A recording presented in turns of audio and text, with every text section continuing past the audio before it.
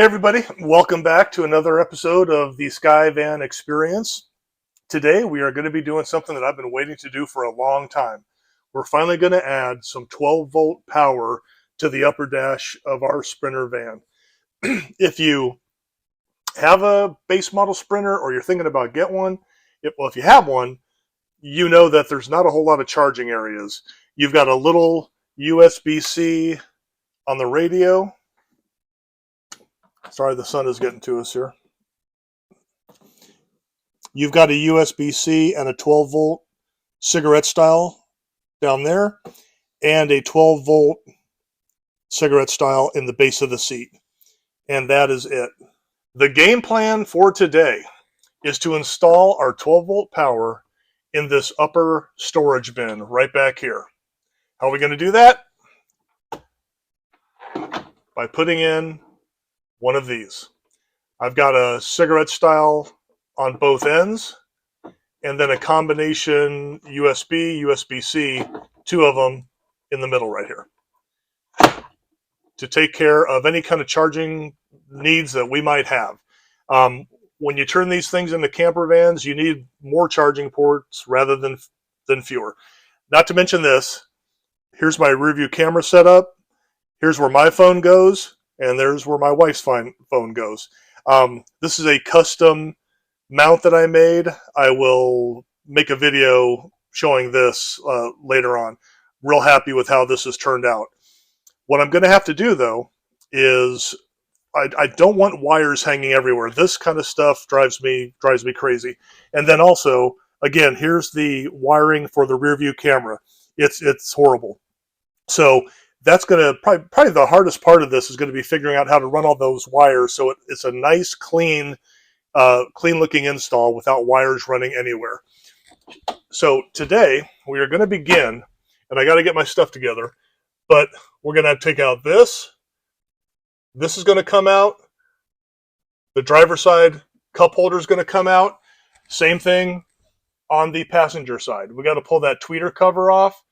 We have to pull that trim piece. This cup holder area will come out, and then finally the whole storage bin, the whole storage unit right there will come out. Also, what has to come out? We have to take the, I guess you call this the bezel or whatever, the fascia of the radio, that has to come out, and we're going to be pulling out the top of the cup holders. So several weeks ago, when planning out this project, I had pulled all this stuff apart, the upper dash and everything, again, going on people who had done this before me, and thanks to everybody out there who's done this and contributed to knowing how to do this, to taking off the fascia of the radio, to pulling out the cup holders. Everybody else's contribution really came in handy for that. So I've had it all apart before, and I figured out how to run wires behind the radio, behind the climate control system, and going all the way down to the existing 12-volt cigarette lighter down there. And that's what we're going to tap into. That runs off of a 15-amp fuse, which should be more than enough to run the rear view camera, two phones, and whatever else we might want to put up there. So I'm not worried about blowing that fuse necessarily. So again, my cool little 4-gang 12-volt should be able to handle everything that we need. So let's get started on this. I'm really excited to finally have some more powering options for all the devices that we carry. Now, to start off, you're going to need just some simple trim removal tools. This will make everything go a lot easier. One thing I want to note is that I have had this apart before when I mentioned that I was planning out how to do this. Other people had said, and it's really true, some of these things, when you're pulling on these, because not only do screws hold a lot of this stuff in, but it's held in by these tabs. And it feels like you're going to break everything. If you just take your time, go slow, kind of just maneuver things, it will come out. I made life easier on myself. I actually lubed up all the tabs with some silicone lube when I put it all back together. And I've had when I was making my phone mount here, the bezel, the fascia around the radio came off a lot easier as a result of lubing all those up. So if you do this project and you take it apart, I really recommend doing that. Lube up all these little tabs. So if you got to do it again, it'll be a lot easier. All right, let's get started. The tweeter covers come out really easily and not a problem at all.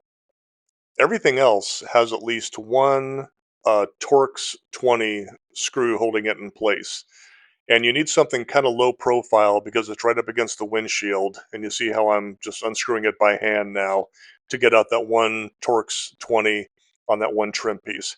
Everything else is held in by clips and tabs.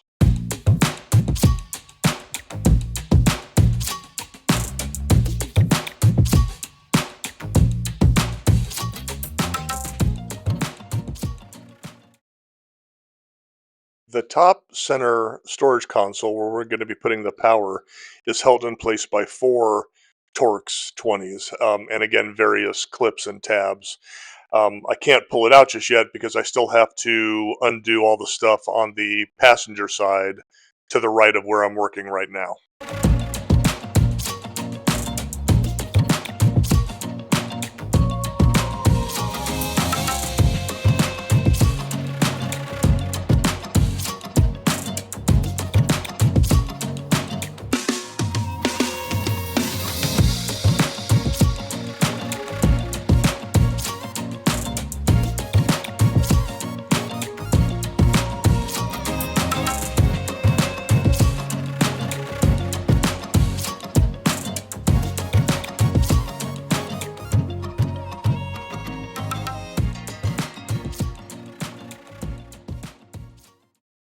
All right, now that we have all the trim pieces out of the way, we can actually pull out the storage unit itself. You can see it's giving me a little bit of a fight here, but it comes right out. And now we have access to the rear part of the dash where the wires are going to go through right there.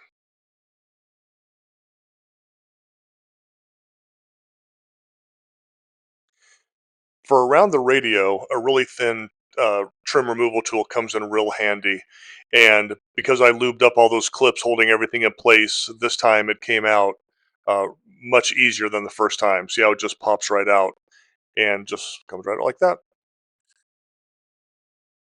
Here you can see all the clips that hold that radio piece in place. This is all the stuff that I lubed up with some silicone lube when I had it apart last time. So again, that's why going around the perimeter of it with the edge removal tool helps out a lot. And the wires will be running right back through there for the most part.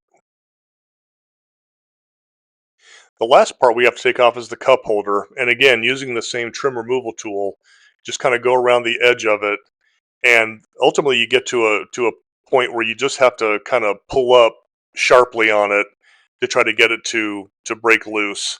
Again, several clips holding this thing in place.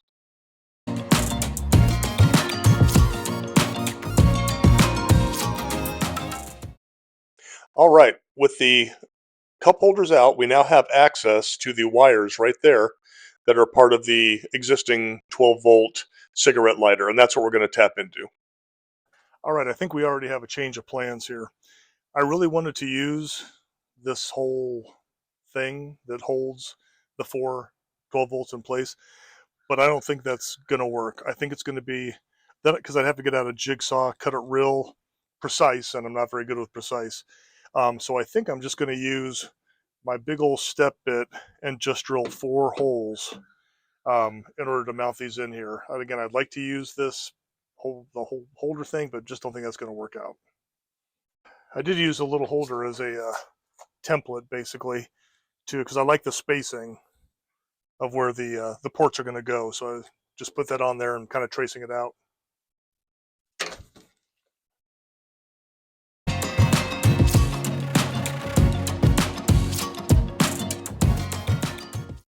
After drilling the holes, now it's simply just a matter of putting each 12-volt power source in there and screwing on the little, what do you call it, retaining ring on the back of it to make sure it's held in place tightly.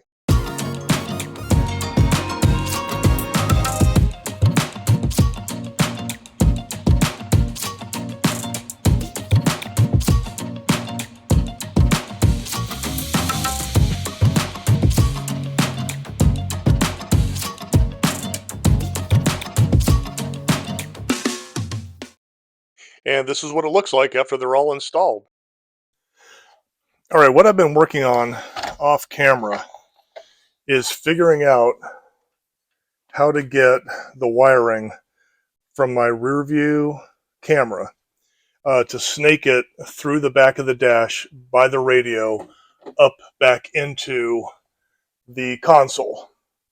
So I figured out how to do that, and then I'm also going to have to drill a hole inside the cubby here, and the wire will run from here where the camera mounts, just kind of over here a little bit, and then we'll run through a hole that I'm going to drill in the cubby there, which will then run right there and back up to the dash. And I'm sorry, it's really hard to see, but it can snake up in there. When I run the wire down there, I'll come back and show you what that looks like.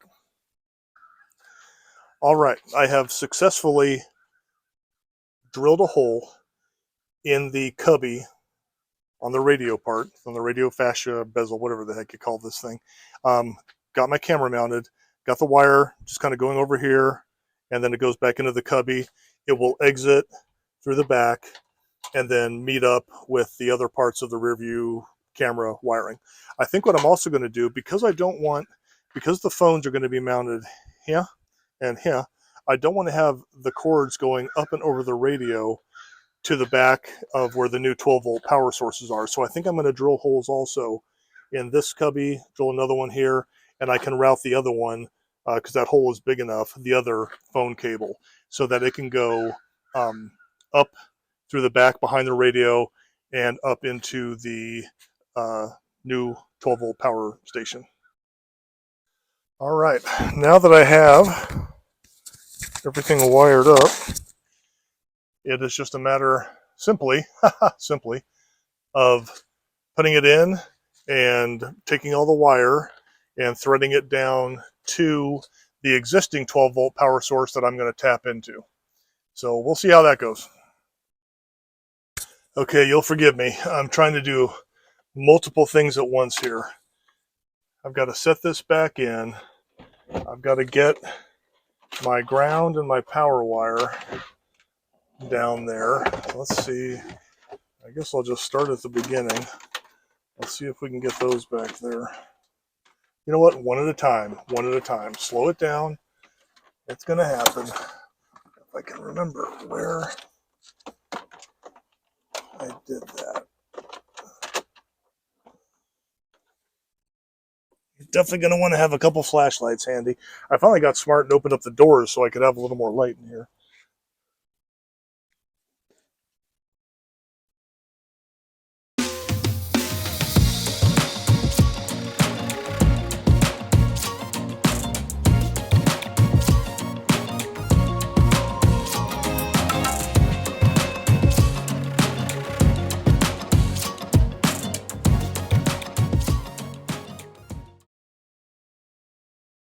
All right, it's been taking me a while. So, first off, I put the wire underneath here, ran it underneath the white part right here, and then you can see how it pops out right there. Now, I am shooting, I believe, to go right down there, which should then drop us into, or I should say below, the cup holder, and we're going to tap into the 12 volt right there, the existing 12 volt. I know it's so hard to see, but you see where the ground wire is going right there? So it's between that white and then the black, and the green is just kind of twisted, so but it's still going between the black and the white part right down there where the black wire is going through. So I think I can pull on this. Where'd it go?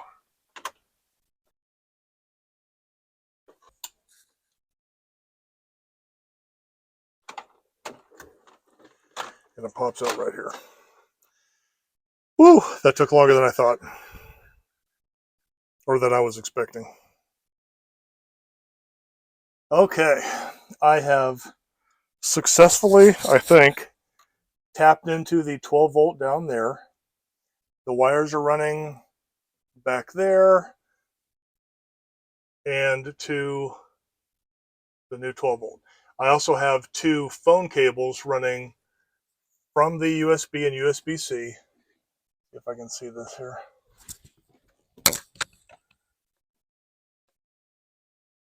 Oh, through that hole in the console and exiting one towards the driver and one towards the passenger. Now, I'm going to turn it on and see if it works. All right, here's where we're at. I decided to go ahead and hardwire the rear view camera. Here's the power input for that. It's running the fuse boxes underneath the toolkit here. So that's hardwired now, rather than running the cigarette lighter type power thing up there. So I decided not to do that. All that's left to do is just kind of put everything back together. I tested it. It does work. And as soon as we have it all back together, I'll kind of show that as well.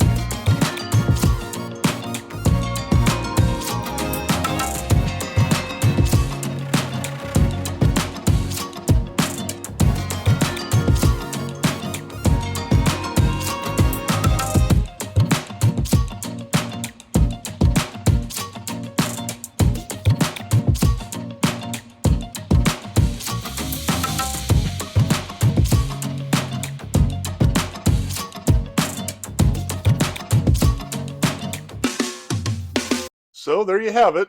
Everything is all buttoned up and back together. You can't even see those cords for the rear view camera anymore. Everything's looking really good. Here's what it looks like actually in the storage bin now. And very, very happy with how everything turned out. So thanks for tuning in, everybody. This was one of the bigger projects that I've done to date on the van, and it worked out really well. I really like how everything is nice and tidy. I'm again just trying to keep the cabin area as neat and tidy as possible without wires going everywhere. So I'm pretty happy with how it turned out, and appreciate you tuning in. Thanks. We'll see you next time.